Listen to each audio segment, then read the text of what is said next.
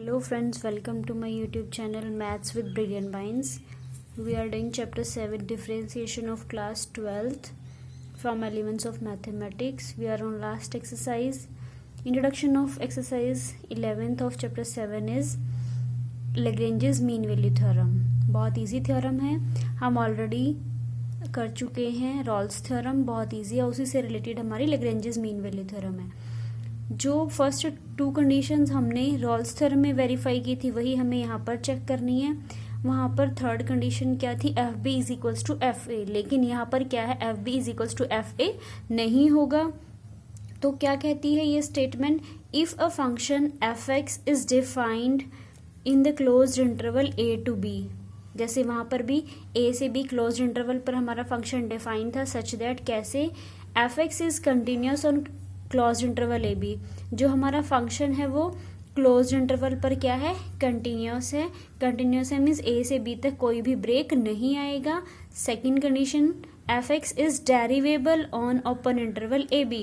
Open interval में function क्या है, डेरिवेबल है. अगर ये दोनों कंडीशन होल्ड हो जाती हैं, वहां पर थर्ड कंडीशन भी थी, यहाँ पर क्या है, दो ही कंडीशन है. Then there exist at least one point, तो क्या होगा, कम से कम एक पॉइंट एग्जिस्ट करेगा. कहाँ पर, ओपन इंटरवल ए से बी में, मीन्स ए और बी के बीच में कोई एक पॉइंट एग्जिस्ट करेगा, such that F B minus F A upon B minus A must be equals to F prime C. Means उस सी पॉइंट पर फंक्शन का डेरिवेटिव, डेरिवेटिव मीन स्लोप, वो किसके इक्वल होगा, F B minus F A upon B minus A. और आप देख सकते हो ये भी क्या होती है, स्लोप ही तो है. एफ बी और एफ ए क्या है, वाई की वैल्यूज है, और बी और ए क्या है, एक्स की वैल्यूज है. Means y two minus Y one upon x minus x one, x two minus x one, ये क्या होती है, स्लोप. और एफ प्राइम सी भी क्या है, derivative of f x at x is equal to c, means that is again slope of the function at c point. ठीक है, तो ये इक्वल होगा. तो बस ये इतना से हमारे पास हमें वेरीफाई करने के लिए देखना होगा लैग्रेंजेस मीन वैल्यू थ्योरम, और हमें यहाँ से सी की वैल्यू फाइंड आउट करनी आती है. सी की कम से कम एक जरूर एग्जिस्ट करेगी अगर ये दोनों कंडीशन होल्ड हो रही हैं. एटलीस्ट वन है, एक तो होगी ही होगी, एक से ज्यादा भी हो सकती हैं. तो इसकी ज्योमेट्रिकल इंटरप्रिटेशन हम देख लेते हैं. सपोज ये हमारी एक्स एक्सिस, ये वाई, सपोज हमारे पास फंक्शन क्या है, फंक्शन की ये कर्व जा रही है, ये सपोज ए पॉइंट है और ये बी पॉइंट है. क्लियर. तो हमने क्या किया, ये ए पॉइंट पे मान लो एक्स इज इक्वल्स टू ए है, तो यहाँ पर एक्स इज इक्वल्स टू ए है, तो फंक्शन में पुट करेंगे तो एफ ऑफ ए आ जाएगा, बिकॉज कर्व क्या है हमारे, y is equals to f x. तो जब हम x के प्लेस पर a रखेंगे तो y की वैल्यू क्या आ जाएगी, f ऑफ a. तो a के कोऑर्डिनेट्स क्या हो चुके हैं, a coma F of a, और b के कोऑर्डिनेट्स क्या हो चुके हैं, b coma F of b. तो ये a और b के कोऑर्डिनेट्स हो चुके हैं. तो अगर हम कोड ए बी की स्लोप निकालें तो ये हॉरिजॉन्टल एक्सिस के साथ ए बी का एंगल सपोज थीटा बन रहा है, तो स्लोप टेन थीटा होता है. और दूसरा फॉर्मूला क्या भी है हमारे पास, Y two minus Y one upon X two minus x one, जो हमने प्लस वन में किया है slope of the line find out करने के लिए.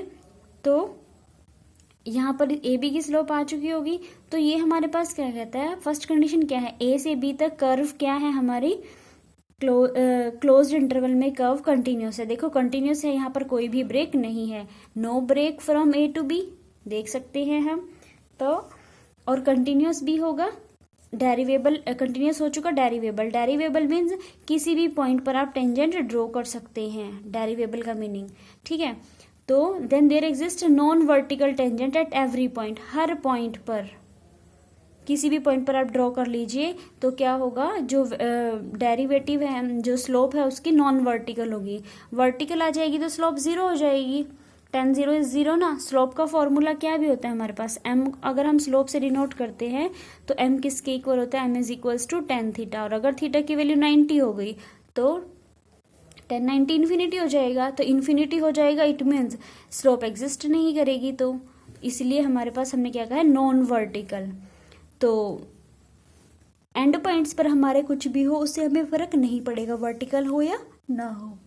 तो मेन ज्योमेट्रिकल इंटरप्रिटेशन क्या बनी है कि अगर कंटिन्यूस भी है, डेरिवेबल भी है, then there exist at least one point, एक पॉइंट, ये ए है और ये बी है, कम से कम इसके बीच में एक पॉइंट ऐसा जरूर एग्जिस्ट करेगा such where tangent of the curve, suppose हमने ये पी पॉइंट लिया है, थोड़ी कंस्ट्रक्शन में थोड़ा एक्यूरेसी से नहीं हुआ, सपोज कर लीजिए ये जो पी पॉइंट पे मैंने टेंजेंट ड्रॉ की है ये पैरेलल टू कोड ए बी है, तो कम से कम ऐसा एक पॉइंट हमें ए से बी के बीच में ज़रूर मिलेगा जिस पॉइंट पर टेंजेंट क्या है, पैरेलल टू स्लोप ऑफ कोड ए बी।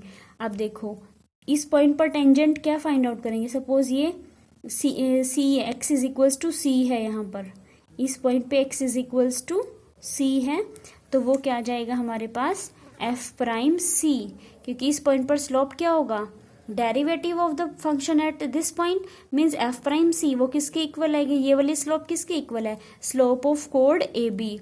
ठीक है, तो आप यहाँ देख सकते हो स्लोप ऑफ कोड ए बी, फॉर्मूला क्या होता है स्लोप फाइंड आउट करने का, y2 minus y1 upon x2 minus x1, और यहाँ पर y की वैल्यू y2 की वैल्यू क्या है, F B minus F A upon B minus A, तो वो किसके इक्वल होगा, एफ प्राइम सी के। तो जब हम यहाँ पर सारी वैल्यूज पुट कर देंगे, देखो बी और ए आपको ऑलरेडी गिवन होगा क्वेश्चन में, फंक्शन की वैल्यू भी गिवन होगी, वो सारी वैल्यूज आप यहाँ पुट करोगे, फंक्शन का डेरिवेटिव ले लोगे और एक्स के प्लेस पर सी रख दोगे, तो यहाँ पर आपके पास क्वाड्रेटिक क्यूबिक कोई भी इक्वेशन बन सकती है, उसको आप सिंप्लीफाई करोगे, या फिर आपके पास लीनियर भी, तो कम से कम एक वैल्यू सी की आपको ऐसा ज़रूर मिलेगी। तो that is all about your Lagrange's mean value theorem. इससे रिलेटेड क्वेश्चंस हम नेक्स्ट वीडियो में करेंगे। सो तब तक के लिए students take care, thank you.